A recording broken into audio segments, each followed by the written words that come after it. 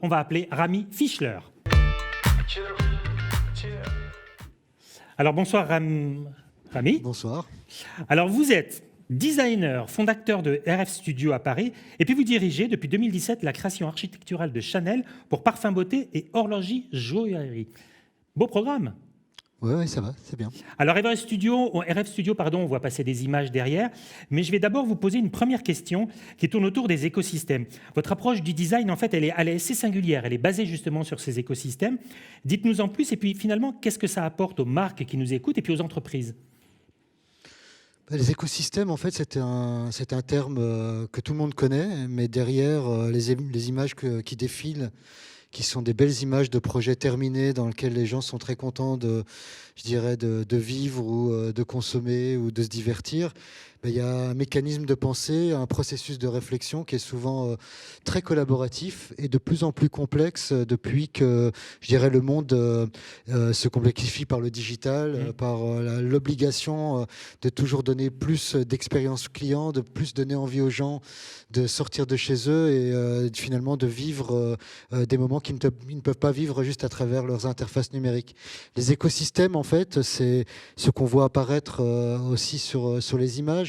C'est avant de commencer à dessiner un espace ou un objet, c'est toutes les interconnexions entre les fonctions, les opérateurs, les composants d'un projet pour pouvoir créer au final un immeuble, un quartier ou un centre commercial qui fonctionne.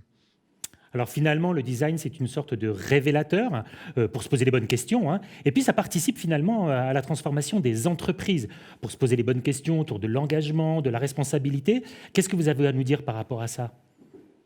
Oui, je pense que c'est aussi une question de génération. Moi, je m'estime encore un peu jeune. Je suis la quarantaine, début quarantaine.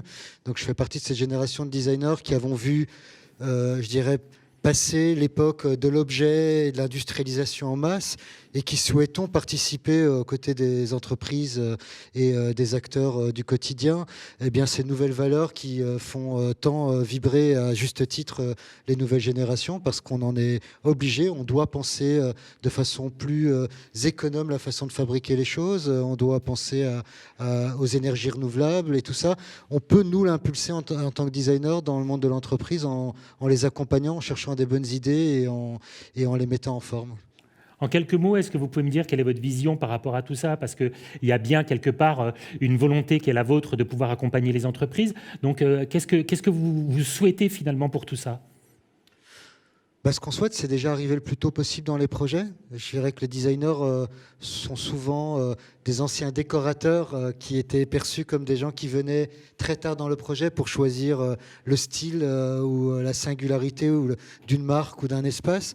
Je pense que notre métier, en fait, et on le prouve à travers nos projets, c'est un métier de réflexion de fond qui permet aux entreprises très très en amont de penser les valeurs de demain, les enjeux sociétaux, la manière de concevoir, de fabriquer, d'interagir entre tous les acteurs d'un même projet. Donc c'est de nous intégrer le plus tôt possible parce que nous ne sommes pas que des dessinateurs, nous sommes aussi des chefs d'orchestre qui arrivons à faire converger des enjeux communs dans tout type de projet. Alors finalement, le design devient un parfait acteur de la transformation aussi. Oui, cela a toujours été, mais c'est vrai qu'aujourd'hui, la transformation devient une obligation. Et donc, notre rôle, je pense et j'espère, deviendra de plus en plus commun dans le monde de l'entreprise et des marques. Est-ce que je peux vous poser une question pour terminer sur un projet qui est assez emblématique, vous pourriez nous décrire, que vous avez mené un petit peu dans cette logique ?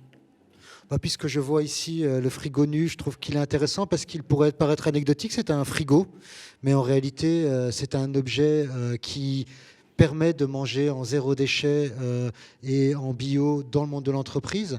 Donc, sans rentrer dans les détails ici, ça permet de montrer qu'à partir d'un objet, quand il rentre dans un écosystème, il peut transformer la façon dont l'employeur offre à ses employés des nouvelles façons de manger, de s'alimenter de façon plus utile et plus éthique. Je pense que c'est exactement ce type de projet que le monde de demain a besoin. Alors je sais que ça prendrait trop de temps pour la développer ici, mais vous avez une grille de lecture. Si vous pouvez juste nous dire pourquoi vous avez bâti cette grille de lecture pour finalement vous accompagner dans vos projets. Je pense parce que ça fait très longtemps qu'on réfléchit nous-mêmes à nos valeurs et à nos piliers. Et à un moment, il faut accepter de fermer la porte et de dire ok, on en a certains qui sont primordiaux, et si un projet ne rentre pas dans un de ces piliers, c'est qu'il y a déjà un problème de cahier des charges. Évidemment, le vivant peut revenir sur la nourriture, mais ça peut être aussi la question des communs. Depuis un moment, on travaille sur la question justement du partage, qui amène à des problématiques dans l'hôtellerie, notamment sur le co-living, ou dans le monde du travail sur le coworking. Ça paraît tout à fait aujourd'hui normal, mais il faut s'imaginer qu'il y a 5 ou 6 ans, c'était des mots qui n'existaient pas dans le vocabulaire des Français, pour ne rester que sur le territoire qui nous concerne ici. Donc ça prouve bien que le monde change très très vite, et que nous sommes amenés, à travers des piliers, d'accompagner ces entreprises et ces marques que vous citiez, pour aussi évoluer plus rapidement, parce que malheureusement l'innovation n'attend pas. Alors juste un petit mot de conclusion, qu'est-ce que vous diriez aux marques qui nous écoutent, aux entreprises et aux marques qui nous écoutent ? Je pense que c'est facile de mon côté, mais je sais que les entreprises et les marques, c'est très difficile de changer. Derrière, il y a des impacts énormes, économiques, entrepreneuriaux. Et je dirais que le plus tôt on intègre la question de l'innovation, ce n'est pas quelque chose qui se fait rapidement, paradoxalement. C'est quelque chose qui vient doucement dans une entreprise, qui change la culture de l'entreprise, qui change les employés et qui ensuite génère du résultat. Et donc, moi, j'invite en fait toutes les entreprises qui se posent la question de comment évoluer, comment changer, de ne pas trop attendre, et plutôt de le faire en douceur, et de se faire accompagner par des gens comme nous pour justement créer cette transition évolutive et sur le long terme. Bon, en tout cas, c'est très clair, et puis c'est globalement hyper passionnant. Merci Rami, merci de vous être déplacé, de nous avoir rejoints ici, et puis on se retrouvera un petit peu plus tard.